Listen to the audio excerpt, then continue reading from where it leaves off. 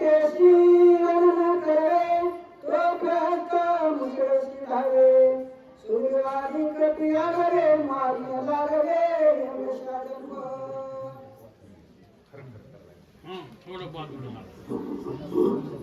गुरु ब्रह्मा गुरु विष्णू गुरु देव महेश्वरा गुरु साक्षात परब्रह्म तस्मै श्री गुरुवे नमः. सद्गुरूच्या कृपेनं तुम्हा मायबापांचं पुनश्च दर्शन आणि आज सुंदर योग आहे.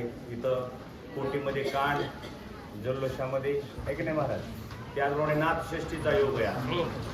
खरोखर त्यांना धन्यवाद आहेत की ज्यांनी आज हे कांडाचं आयोजन केलं आणि नाथषष्ठीच्या दिवशी योग आलेला आहे. नाथ महाराजांचं जे चरित्र आहे नाही काही कसं काय आता हे मला काही काय नेमकं आता बघा कोणाकडे चावी त्याच्यापेक्षा काय बोलतो. तर असे हे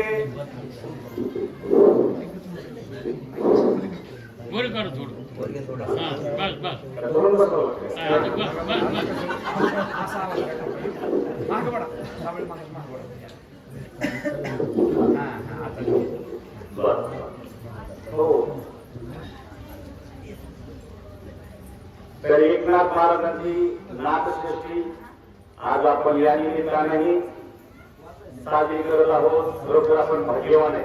त्याही निमित्ताने आता हा प्रसाद जे पंचमहातत्व आहे किंवा पंचमहाभूत त्यामध्ये हे पंच असलेले आपल्या महाराष्ट्राचे पाच जे महान संत आहेत ते प्रत्येका वेगळ्या वेगळ्या तत्वामध्ये विलीन झाले. भूमी तत्व आहे समाधीमध्ये गेले ते ज्ञानेश्वर महाराज, आकाश तत्व आहे ते तुकाराम महाराजात आहे आणि जल तत्व बाकीचं सांगायला आपल्याला वेळ नाही पण जल तत्वामध्ये स्वतः नाथबाबा आहे ते आपली नाथांची शेती आहे आणि तो सुंदर योग साधून तोही प्रसाद आपल्याला त्या निमित्ताने या ठिकाणी मिळणार आहे. म्हणून सर्वच्या सर्व जमलेले हे गुरुजन आणि त्याचप्रमाणे आयोजक देवजक आमचे स्वामी महाराज गुरुबंधू त्याचप्रमाणे माता भगिनी त्या सर्वांच्या चरणी एकदा मी पुनश्च नतमस्तक होऊन पुढील आपण कथेकडे जाणार आहोत. तर कथा अशी सुंदर आहे आणि या कथेत जात जात आपल्याला रावण मारण्यापर्यंत जायचंय. रावणाला मारण्याची ही आता जवळजवळ शेवटचीच पाळी आहे. शेवटचं हे सुंदर कांडाचे सांगत आहे. नंतर युद्धकांडाला सुरुवात आहे. पुन्हा मारामारी सुरुवातच होते उद्यापासून पण युद्धकांडाचे सांगत आहे. तर आता हा या ठिकाणी सुद्धा प्रत्येक जण आपला आपला बळीदार सांगत आहे. ज्या वेळेला त्या सैन्यामध्ये प्रत्येक जण त्या रावणाला घातली करण्याचा प्रयत्न करतोय.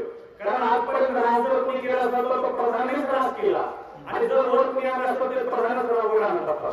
सुमंतासारखा प्रधान होता म्हणून विजय महाराज दशरथांना मिळतोय आणि का बाकीचे दुष्टस्थळे मंडळी आहे म्हणून इकडे रावणाचा पराभव होतो हे आपल्याला लक्षात येते. म्हणून आपल्या जवळ कोणती माणसं आहे ती आपल्याला कुठे नरकाकडे येतात ते स्वर्गाकडे येतात ते जवळच्या माणसावर अवलंबून आहे. म्हणून जवळची माणसं शोधून पाहणं गरजेचं आहे. आपण कोणाच्या मैत्रीमध्ये आहोत, कोणाच्या सहवासामध्ये आहोत, आपल्या बरोबर कोण आहेत हा महत्वाचा भाग आपण या रामायणातून शिकायचा आपल्याला. म्हणून या ठिकाणी हा आधी काय सांगू लागला की बाबा ह्या बड्या बंद करा. बड्या बंद करून करून तुम्ही आतापर्यंत इथपर्यंत राजाला आणलं. राजा हा मुळात इतका मूर्ख नव्हता परंतु त्याला मूर्ख बनवलं तुम्ही सवयच्या संघात्यांनी बरोबरच्या लोकांनी आणि म्हणून अनेक माता भगिनी तुम्ही जिद्द करण्याचा प्रयत्न करत आहात. अनेकांची कुंकुमची कामे कोणती मूर्ख बंद करा हे बरोबर. रुद्राक्ष महाबलवंत विजया गांधार समर्थ यांचा मनी काही ना घात अरे काय बोलताय तुम्ही हे. अरे एक मांडणार आलं ते एक मांडणाराची बरोबरी करू शकत नाही तुम्ही आणि तुम्ही आरगळा लावा आणि काय बाकीच्या बडबड करतो तुम्ही आरगळा.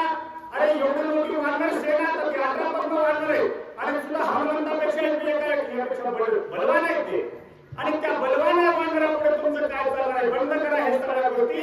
आणि आता तरी त्याला सामोर होण्याची रावणा मी तुझा मुलगा आहे मला माहिती आहे माझी सुद्धा गती किती करू शकतो. माझ्या कानाची केली माझ्या तू त्याला हातून मारून दिले तू ती माझी सुद्धा गती होऊ शकते पण मला हे सत्य मी बोलण्याशिवाय राहणार नाही. माझा प्राण गेला तरी हरकत नाही परंतु मी जाता जाता अरे रामाचं नाव घेत घेत रामाला चांगलं म्हणण्यात मला जर मरण आलं तर ते माझ्यासाठी स्वर्गाचं द्वार तर पटावे. परंतु तुला चांगलं म्हणून मला जर मृत्यू आला तुला मारलं आणि त्यांच्या हातून जर गेलो पण तुला चांगलं म्हणलं तर नरक माझ्यासाठी ठरलेला आहे. म्हणून मला स्वर्गात जायचंय. प्रसंग तू मार मला मारणार आहे हे मला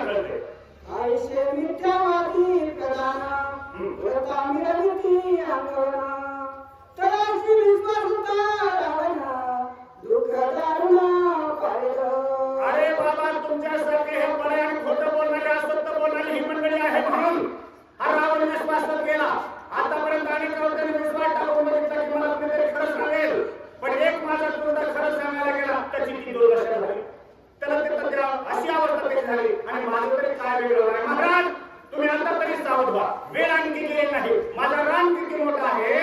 त्या रामाला जर तुम्ही आजही शरण गेला आणि आज जर मैत्रीचा हात पुढे केला तर तो राम तुम्हाला नाकारणार नाही. हे सत्योक्ती आहे. म्हणून महाराज तुम्हाला एक विनंती आहे. तुम्हाला मी महाराज म्हणतोय. बापाचं नातं केव्हा संपलंय आपलं आता, पण जाता एक हितचिंतक म्हणून या नगरीचा रहिवासी म्हणून मी तुम्हाला विनंती करतोय महाराज आता तरी सावध व्हा. तेची समय विराजिराज उगवण्या दक्षिण बुजा आतिकाय स्वकार मगचे अवधारीचे राजेंद्र. राजेंद्र महाराज मी तुमच्याकडे येतो आता. प्रधानांनो तुमच्या डोळ्यावरचा हा पडदा बाजूला करा आणि त्याच्यामध्ये बरेच काही सुज्ञ मंडळी पण आपलं सुज्ञ पण बाजूला ठेवून तुमच्या परावाडीसाठी बोलताय नसतो. महाराजांनी तुमच्या पाठीवर थाप मारावी म्हणून बोलताय. अहो पण कधीतरी तुम्ही माणूस म्हणून जन्माला आला तर कधीतरी खरं बोलायला शिका ना. सत्यासाठी प्राण तुम्ही स्वीकारा. तुमचा प्राण गेला तरी हरकत नाही, पण सत्य कुठेतरी बोला. कारण ही वेळ आपल्या नाशाची आहे. ही आपली लंका नुसती सोन्याची असून कामाची नाही, पण तिचा नाश होणार आहे महाराज. आणि दुसरा वानरांच्या हस्ते काय तोंड दाखवा आपण वरती की वानराने आमची लंका नेस्त नाबूद असं म्हणून सांगायचं का आपण. म्हणून विचार करा महाराज तुम्ही तरी या गोष्टीवर. राय रक्षावे ब्राह्मण निर्भय प्रजाशी संरक्षण करावे कृतांचे निग्रह परिपालन साधू. महाराज मी लहानपणापासून ऐकतोय की राजाचं काय कर्तव्य असतं. ब्राह्मणाचं रक्षण करणे, साधू संतांचे रक्षण करणे, गायीची त्याचप्रमाणे हत्या थांबवणे, गायीची सेवा करणे, त्याचप्रमाणे साधू सज्जनाला आपल्या पंक्तीमध्ये आपल्या संगतीमध्ये आणि त्यांचे विचार ग्राह्य करणे, त्यांना जवळ करा. पण एकही तुम्ही साधू जवळ केला नाही, दुष्टांची मांदियाली जवळ केली आणि परिणाम काय तर नरकाचा दरवाजा तुम्ही खोलवताय महाराज. जरा सावध व्हा. आयुष्या स्वधर्मनीती ज्यांच्या वर्तती स्थिती तेराचे सदा स्मृती असती त्या भोगिती निर्भय. महाराज तर राज्यांची कथा ऐका तुम्ही. ज्या राज्यामध्ये सुख आणि समृद्धी नांदते त्या राज्याचा इतिहास बघा.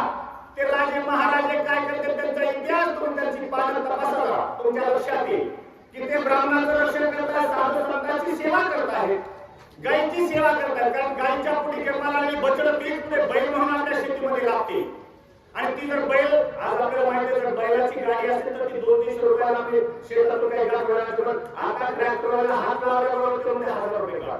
याची वेळ फार लांब आहे की महाराज. आणि आपण त्यावेळेला मला शेती विकली बरीच वेळ आहे जे आपण दूर घेतला का तर ती वेळ कशी येणार आहे आपल्यावर हे ध्यानात ठेवा. म्हणून गोरक्षण काय असतं ह्या पुराणामधल्या कथा माहित द्या. गोरक्षण जर केलं तरच तुमचं त्यांचं बछड्याचं रक्षण होणार आहे, तरच त्या महादेवाचं मंदिर विनाकारण नाही. पार्वती वाघावर फिरते रक्षण या दुष्टाचं रक्षण त्यांना त्यांचा नेस्त नाबूद करण्यासाठी, दुष्टाचा नाश करण्यासाठी. पण माझे महादेव नंदीवरच आहे का. तुम्हाला एक दिवस त्या नंदीला शरण जावं लागेल, एक दिवस त्या बैलाला शरण जावं लागेल, तेव्हा तुमची शेती ही खरं जिवंत राहणार आहे. अन्यथा तुम्ही ट्रॅक्टरच्या जर मागे जाल तर तुम्हाला याचं सांगितलेलं उदाहरण तुमच्या पदरात पडेल. म्हणून सावध व्हा महाराज. आता तर इतर राज्याचा अभ्यास करा. हित सांगता विषणा धता गाते नगर नियावना मचई कोणता स्वधर्म पुन्हा दुष्ट दुर्जन नमारे. मला माहित आहे महाराज की माझ्या काकाची माझ्या विभीषण काकाची काय अवस्था झाली तो हाच बोलत होता. पण तसं ते महाराज तुम्हाला पचवण्याची जरा क्षमता नाही तुमच्यामध्ये. काय सत्य आहे आणि काय वास्तव असलं पाहिजे, राजाची नीती काय असली पाहिजे. महाराजांनी आमच्या काकांनी आमच्या विभीषण काकाने तुम्हाला सांगण्याचा प्रयत्न केला, पण